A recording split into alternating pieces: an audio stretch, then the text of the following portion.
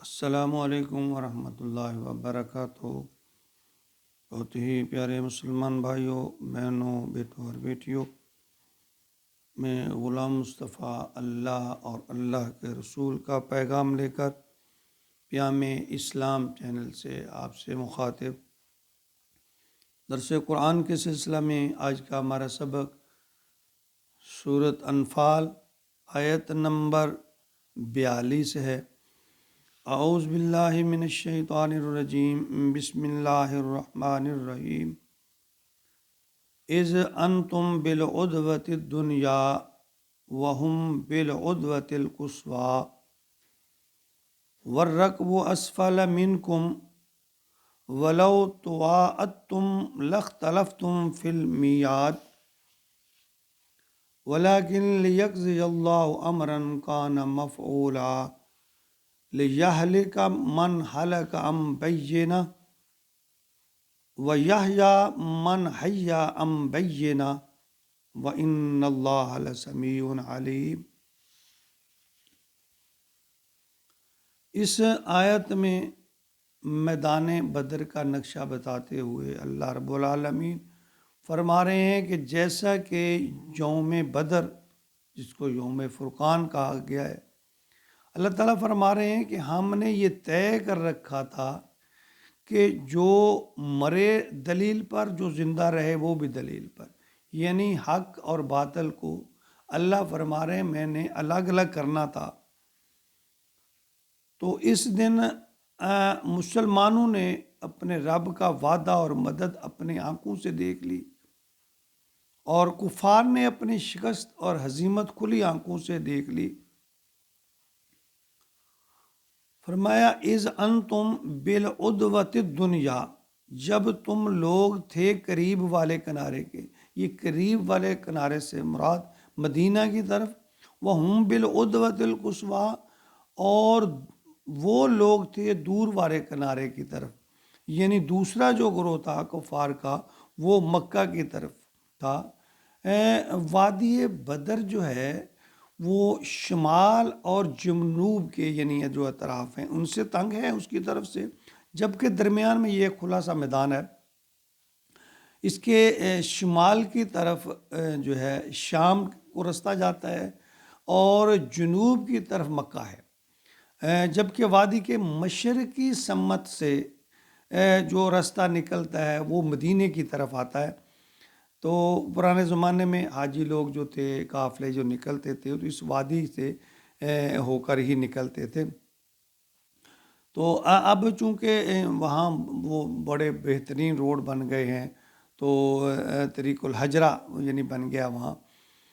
تو غزوہ بدر کے موقع پر اللہ تعالیٰ کی طرف سے جو ایسی تدبیر کا ظہور ہوا، یعنی دونوں جو لشکر تھے وہ اکٹھے ہی تقریباً مقام بدر میں پہنچے۔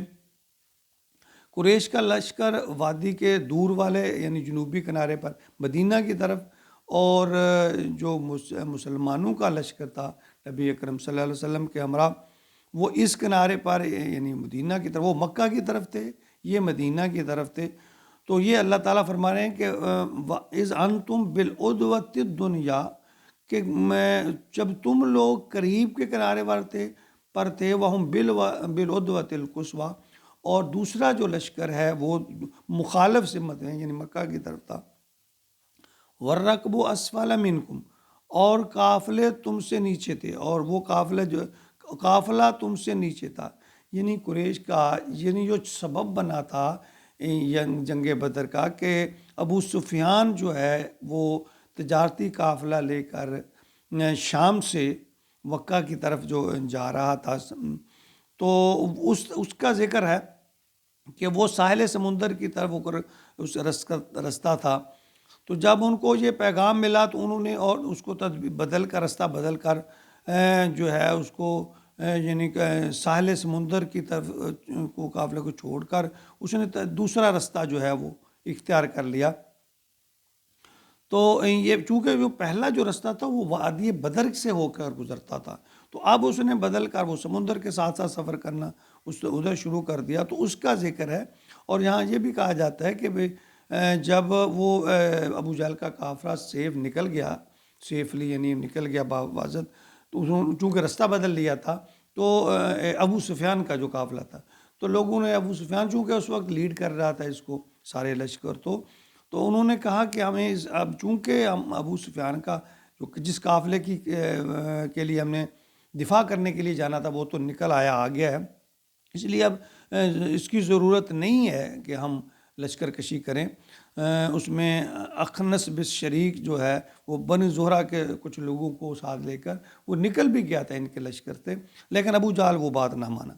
وَلَوْ تُعَادْتُمْ وَلَخْتَلَفْتُمْ فِي الْمِيعَادِ، اور اگر تم لوگ آپس میں میعاد ٹھہرا کر نکلتے یعنی باقاعدہ طور پر یعنی وقت مقرر کر کے دونوں لشکر یعنی نکلتے تو وہاں فرمایا تو تم ضرور مختلف ہو جاتے. یعنی اگر تم اس مسلمان اور کفار کے دونوں لشکر جو ہے وہ ایک ہی وقت میں بدر پہنچے، اللہ فرما رہے ہیں اگر وہ میعاد کو دونوں جو ہے پروگرام کے تحت نکلتے باقاعدہ تو ضرور جو ہے وہ لشکر ایک دوسرے سے مختلف جگہ پر ہو جاتے، یعنی ان کا اکٹھا یہاں ملنا، اس کا ذکر اللہ فرما رہے ہیں. پھر ایسا نہ ہوتا ہے یعنی عین وہ لشکر بالکل دونوں اکٹھے لشکر غزوہ بدر کے مقام پر پہنچے تھے.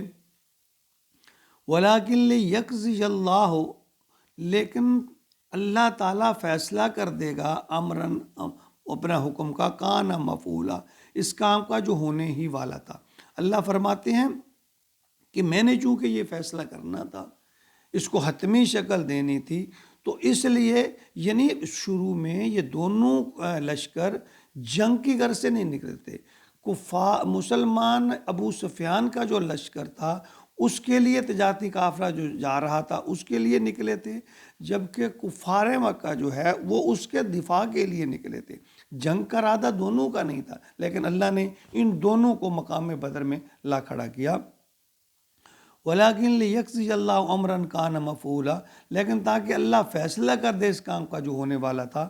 لِيَهْلِكَ مَنْ هَلَكَ عَن بَيِّنَةٍ، تاکہ جسے ہلاک ہونا ہے وہ ہلاک ہونا، یعنی جو شک شبہ تھا انہیں کفار کو کہ شاید ہم حق پر ہیں، جیسا کہ پچھلے سبق میں ذکر ہوا کہ کفار جب لشکر کشی کے لیے مکہ سے نکلے تو انہوں نے کعبہ کے غلاف کو پکڑ دعائیں مانگی، یا اللہ جو حق پر ہے اس کو فتح دے. یعنی وہ کچھ ان کے دل میں ابہام تھا کہ ہم حق پر ہیں. تو اللہ کہتے ہیں کہ میں یہ فیصلہ کر دینا دونوں کے لیے، یہ اس بات کو صاف کر دینا چاہتا تھا کہ کون حق پر ہے. وَيَحْيَىٰ مَنْ حَيَّ عَن بَيِّنَةٍ، یعنی زندہ رہنا ہے اور زندہ رہے دلیل پر. یعنی اللہ کہتے ہیں جو صحیح حق پر ہیں ان کو بھی یہ واضح ہو جائے کہ ہم واقعی حق پر ہیں. وَإِنَّ اللَّهَ لَسَمِيعٌ عَلِيمٌ، یقیناً اللہ سب کچھ سننے والا بھی اور جاننے والا بھی. اللہ کہتے ہیں جب یہ دعا کر رہے تھے غلاف پکڑ کر کعبہ میں کہ کہہ رہے تھے اللہ حق کی فتح ہو، یعنی ابو جہل اس کے لشکر والے، اللہ فرماتے ہیں میں نے دونوں پر یہ بات واضح کرنا تھی کہ کون حق پر ہے. یعنی غزوہ بدر کا یہ جو واقعہ بیان اس کو بڑی تفصیل کے ساتھ سورۃ انفال میں اللہ تعالیٰ نے بیان فرمایا. یہ پہلا واقعہ تھا، یعنی اس میں اللہ واضح فرما رہے ہیں کہ نہ تو مسلمان شروع میں یعنی ایک جنگ کے لیے ان کی تیاری سے نکلے سے باقاعدہ، اور نہ کفاری. مسلمان اس لشکر کو روکنے کے لیے جو ابو سفیان کا شام سے ہو تجارتی قافلہ واپس آ رہا تھا، اور اس کو روکنے کے لیے جبکہ جو کفار تھے وہ اس کے دفاع کے لیے نکلے تھے. دونوں کو اللہ نے میدان بدر میں ایک ہی وقت میں اکٹھے کر دیا. تو وہاں پھر اگلے آیات میں اگلی میں ان کا مزید اللہ تعالیٰ ذکر فرما رہے ہیں. اللہ تعالیٰ ہمیں قرآن کو سمجھنے کی توفیق عطا فرمائے. وما علینا الا البلاغ.